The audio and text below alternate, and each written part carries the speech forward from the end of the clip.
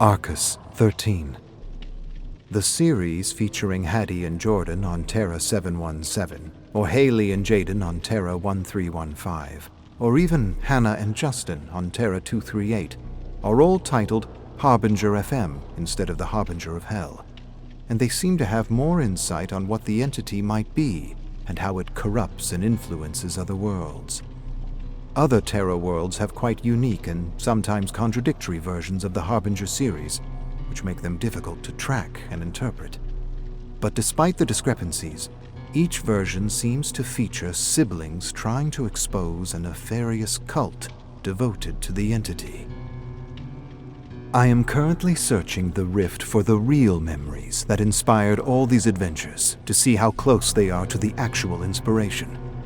I'm even wondering if Haddie and Jordan are here, trapped in the entity, and if they are, I'm hoping their memories will somehow help me find a way out of here.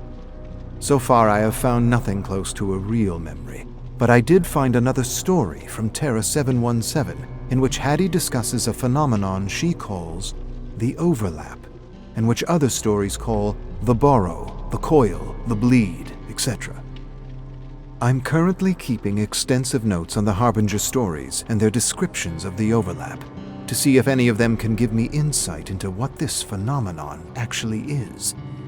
What I've discovered so far is that almost all of these stories describe places where a dark dimension intersects with the world, and that these intersections seem to attract tragedy and misfortune.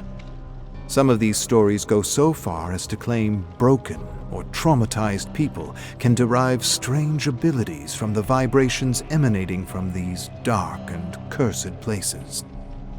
These people can ultimately use the bleed, my preferred name for the phenomenon, to access knowledge beyond the veil, as it were.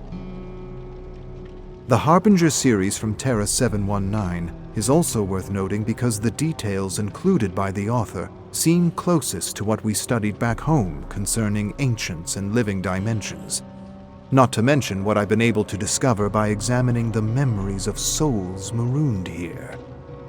Piece by piece, or rather story by story, I'm getting closer to salvation, or insanity, whichever comes first. Chamber of Blood, Harbinger FM, Worlds Away 1. Haddie entered the small deli in Manhattan, New York, approached a small booth, and plopped an envelope in front of her stepbrother Jordan. He stopped chewing his early morning scrambled eggs and asked, "What's this supposed to be?" "I know who our mysterious benefactor is." Haddie opened the envelope and pulled out a picture of a middle-aged man with salt and pepper hair in a dark suit. Jordan shrugged. "Who am I looking at?" "Surin Rivera. He was a sound engineer for a highly classified military project in the Office of Strategic Operations. He experienced a nervous breakdown and was institutionalized for years until he was released under the care of billionaire philanthropist Kobe Dax. Others in the same program experienced similar breakdowns. One lives close by. The question is, why is Surin helping us?" Jordan raised his finger and pointed to a man standing behind Haddie. "Why don't you ask him yourself?" Haddie turned to face the man in the picture standing beside her. Surin took a seat beside Jordan and said, "You need to leave my case alone. I assure you both you're not ready for what you're prying into." "And what is that?" Haddie questioned. Jordan took a small, nervous bite of his eggs and chewed slowly. "Let's not provoke the man, sis. If we're not ready, we're not ready. I'm good with that." "How do you know our uncle?" Haddie asked when he didn't answer her question. "Why are you helping us? What are these places you're sending us to?" Surin peered at Haddie for a long moment. Then he said, "Let's just say I have a fond interest in your work and your special abilities." Jordan swallowed and shrugged. "Okay, sure, that's good enough for me." "Not me," Haddie's face hardened as she waited for an answer. "I want to know why you're helping us." Surin scanned the deli nervously, then turned back to Haddie and Jordan. "Take my advice and don't go down this rabbit hole. Not yet. You're not ready, and you're exposing yourself to dangerous people. What kind of people? Haddie narrowed her gaze on him. Police? Military? What are we talking about here? Surin shook his head gravely. We're talking about people who don't answer to the police or military. People who create governments and corporations to use to their end, and then throw them away like garbage when they're done. What do they want? Haddie asked, unsatisfied with his answer. Surin stood. Leave my case alone. Focus on the show and the leads I send your way. All will be revealed in due time. Haddie held up the envelope with his picture. I'm getting ahead of myself. Is that it? Leave my case alone, Surin repeated, and walked away. Haddie and Jordan watched Surin exit the deli in silence.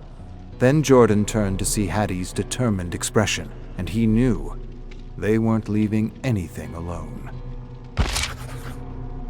Chamber of Blood, Harbinger FM, Worlds Away, 2. Come on, bro. Let's get ahead of ourselves. Haddie led Jordan to the entrance of a dilapidated house in the suburbs. Colonel Jim Dunn worked with Surin Rivera in the OSO. Before Haddie could say another word, the door creaked open, revealing a plump, middle-aged woman with short blonde hair. Can I help you? Haddie smiled. Yes, I was actually hoping to speak to Colonel Lieutenant Dunn for our podcast. The woman took a step back. Is this some kind of a prank? Haddie shook her head. No, ma'am. Jim disappeared 7 years ago. No one has any answers for me, and all I'm left with are rumors. Jordan inched closer to the woman. Maybe our podcast could help. Maybe someone out there can help you if you share his story. Share his story? The woman hesitated for a moment. Then she nodded and said, Yeah, all right. I just want my Jim back. Haddie and Jordan entered the home and followed her to the kitchen where they sat around a small round table. I can only tell you what Jim told me, the woman said, taking a deep breath and releasing it slowly to calm her nerves. He worked for the Office of Strategic Operations, which was, I guess you could say, the stuff of conspiracy theories. She paused, then continued. Did you know Jim said the word conspiracy theory used to never exist until the military created the term? Once you could actually question the government's narrative, but now you're not questioning anything because you don't want to be called a conspiracy theorist. The woman laughed, then added, Brilliant, really. And that's pretty much why no one questions the government anymore. Even if you've got a dozen whistleblowers with leaked documents all saying the same thing, you don't really doubt or question anything because you don't want to be stigmatized. The woman shook her head in disbelief and continued with a little laugh. Jim used to say the origin of conspiracy theory is a conspiracy theory. Anyway, he told me there were places in the world that weren't like other places. Places which defied the laws of physics, which defied human comprehension. Places connected to worlds away, to other dimensions. The government called it the overlap. Crazy stuff, right? Jordan nodded. Haddie didn't respond. She had heard the term before when they were investigating a mysterious cult that believed in a kind of ancient deity that would one day help humanity evolve to another plane of existence. It's a strange coincidence that this cult and the government would have the same name for the phenomenon. Like a wormhole? Jordan questioned. The woman shook her head. That's not how Jim described it. He didn't talk much about the overlap, but he said what they had seen made him think another world was, how did he put it? Consuming ours. Like these overlaps were growing bigger and bigger as we went down a kind of celestial digestive tract. And he said they were pulling stuff out. Things from other worlds. The woman fell silent and thoughtful for a long moment. I could see changes in him. He was getting angrier and mean, and he was never mean. he stopped sharing things with me, and I started hearing rumors. What kind of rumors? Haddie asked, leaning forward. The woman went silent and thoughtful. Then she said, rumors that the government was doing things to them, so they could stay in the overlap for longer periods of time. I even heard that they pulled someone out from another world. Imagine that. A person from another world or dimension. Tears filled her eyes. They say he left me, but I know my Jim. Something happened to him, and the authorities dismiss me as a conspiracy theorist for saying otherwise. But I'll tell you this. A sudden report, and the woman's mouth filled with thick, warm blood as she tried to speak. Shattered teeth and saliva gushed out instead of words. Then her eye went wide, and she slumped forward. Jordan cursed and instantly tackled Haddie to the ground as bullets began to rip through the house from every direction. Haddie stared up at her brother as bullets flew over their heads like angry wasps. I think we got ahead of ourselves. You think? Chamber of Blood, Harbinger FM, Worlds Away, 3. Bullets discharged from a flashing muzzle in the living room as Haddie followed her brother into the basement of the house. They stumbled down the stairs into the darkness and through a beam of sunlight pouring through a rectangular window. Before they could hide, the assassin was already descending the stairs with his rifle trained on them. Haddie and Jordan held hands and closed their eyes, waiting for a quick death. A loud report sounded, and when they opened their eyes, they were both still standing. The assassin stared at them with big white eyes of disbelief. Then he collapsed to reveal Surin holding a smoking revolver. Come on, he said. We need to leave before others come. The siblings didn't hesitate, following Surin up the stairs and out the door past several dead bodies. Haddie counted 7 dead assassins by the time she followed her brother into an unmarked black sedan. With a great sense of urgency, Surin started the engine, hit the accelerator, and the car peeled away. After a silence, Haddie asked, Is any of it true? The rumors? Worlds intersecting? The overlap? Surin didn't take his eyes off the road as he drove them back to the hotel where their uncle was waiting for them. I can't really answer that right now, and you need to focus on your next episode. You're here to investigate the old abandoned subway station, and I think you should stick to the agenda. Is it an overlap? Jordan asked. Is that why there were so many accidents? Is that why it was abandoned? Surin hesitated, then nodded gravely. What do you and a billionaire care about the old subway? Haddie asked. Surin sighed, took a moment to find his words, then answered. I'm looking for my colleagues. We explored these areas all over the world, and a few of us never returned, and those that did, they came back to us lost, confused, insane even. I want answers. I want to know what happened to the others. I know they're still alive. They're lost somewhere, between worlds. So you're using us to find them, Haddie said flatly. We're helping each other in mutually beneficial ways. Haddie shook her head. I need to know more. That's not enough for me. Surin sighed and pulled the sedan over to the shoulder of the road and killed the engine. After a long, thoughtful moment, he looked at the siblings in the rearview mirror and said, I was undergoing some, let's say, unorthodox training to enter the overlap. But it wasn't possible. It's like an impossible energy that pulls, I don't know, hell. Pulls hell right out of you. I mean, there's no other way to describe it. What you feel is just pure darkness. But the OSO figured when the mind is developing, it can be fractured, broken in ways so that it rewires itself to withstand the stress of the overlap. You turn children into tools, Jordan spat in disgust. Surin looked away from the rearview mirror and lowered his gaze without answering.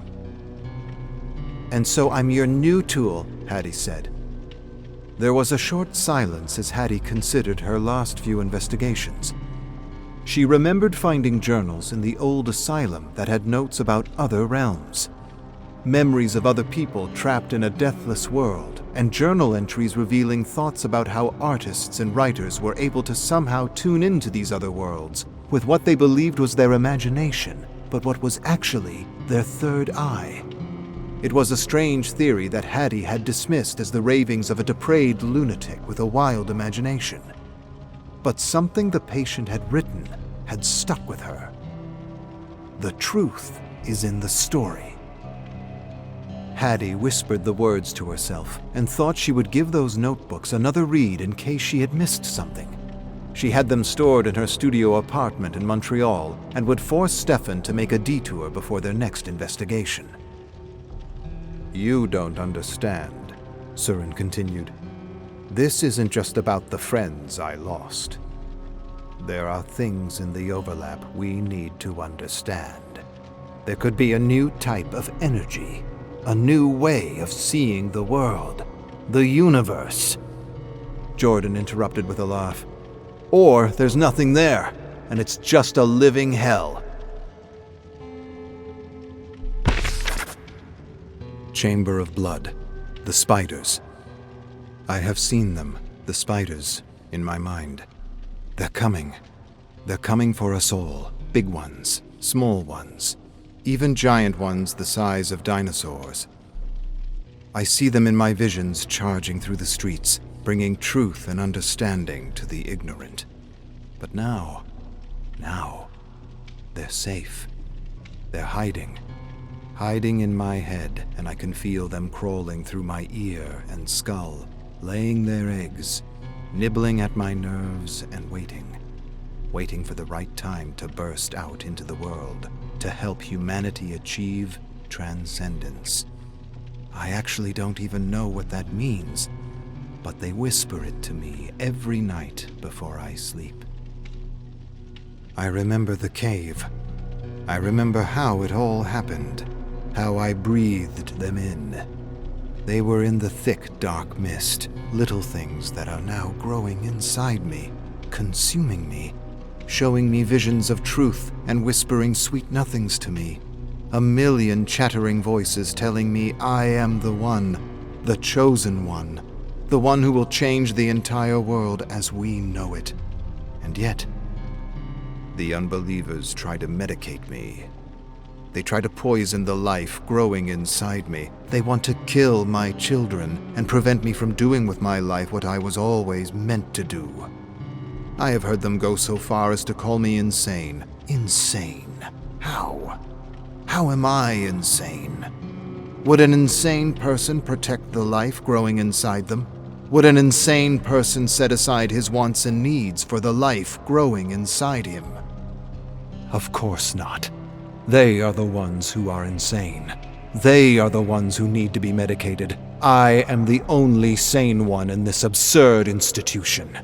I've done everything for the spiders crawling under my skin, and the doctor sprawled at my feet will never harm them again. They are ready, and they are pushing out my skull and crawling down my nose and out my mouth, and I am becoming something more. How could they doubt? How could they not see? How could they not see what I am and what I have become? They will burst out of me and consume me, and I will be the apocalypse. Terra Arachna 1 105.7 FM, Falls City Radio Classics. I'm Matt Rivers with the latest report we have on the blackouts in the city.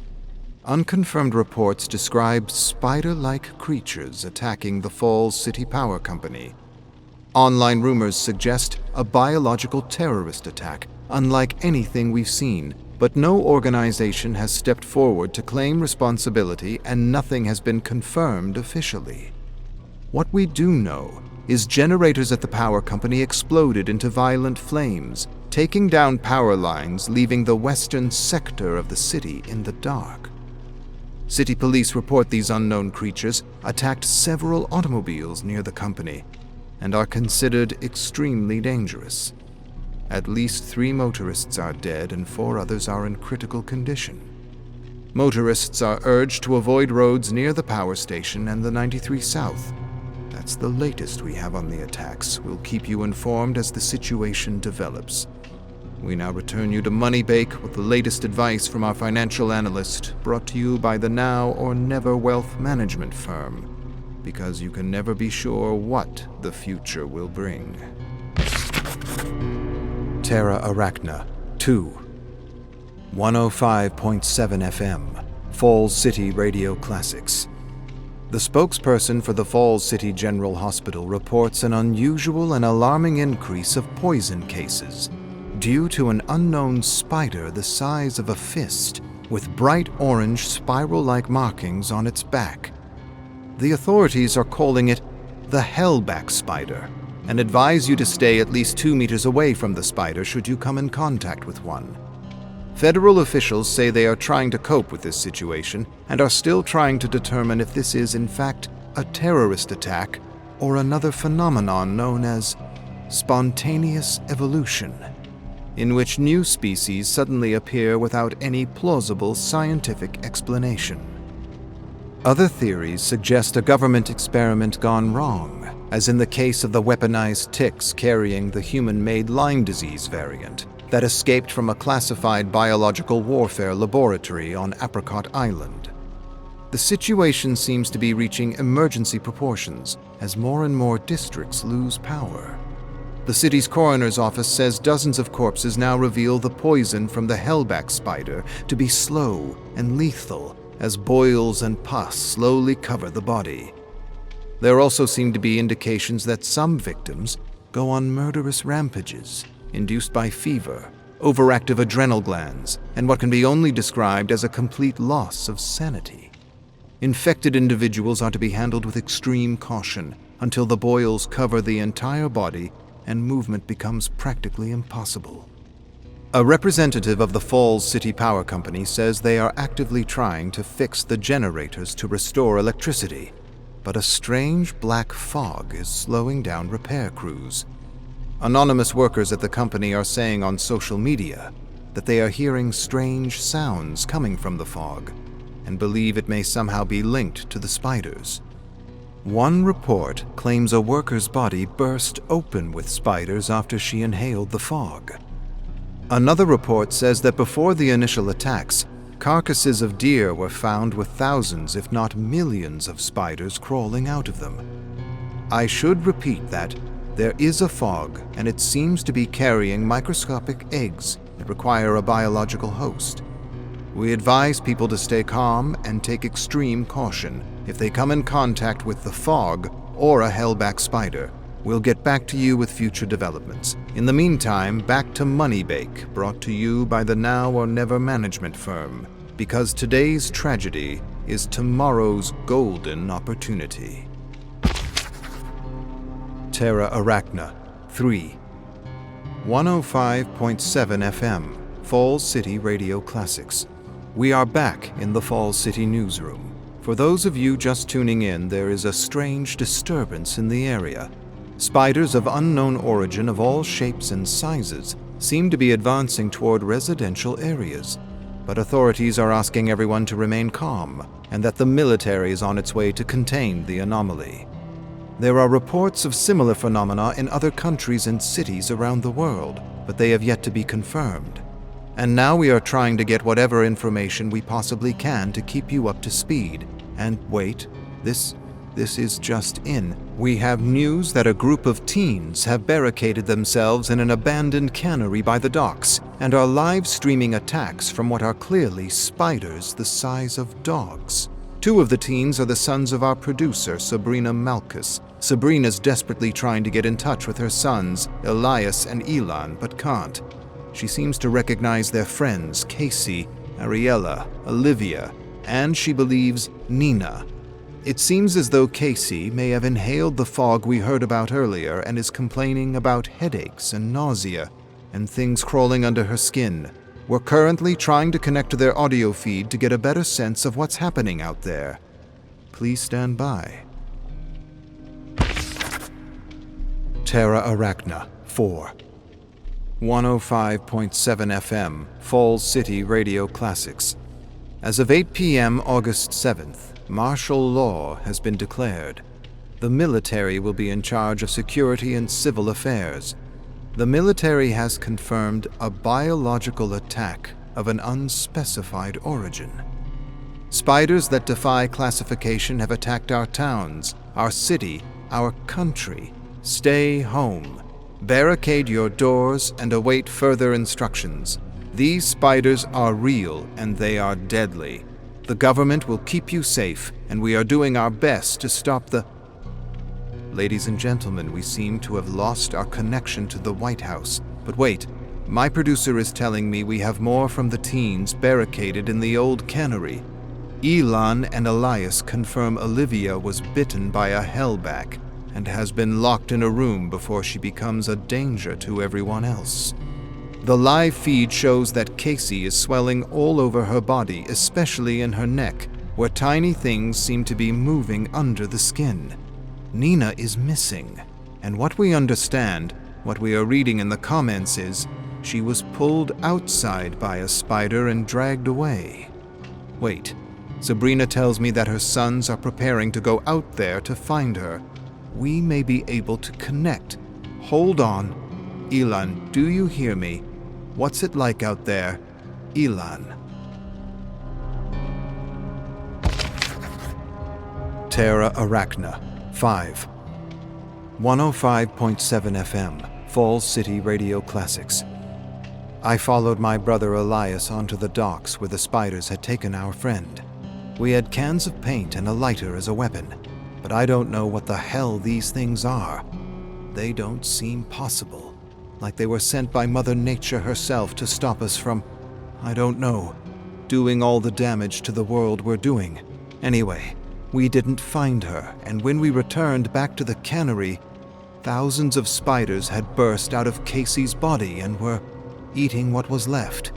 And we set them on fire and put them out. We're still here, but we can't stay for long. These things, they're from hell, or I don't know, someplace darker, if there is such a place. We seem to have lost Elon and his brother.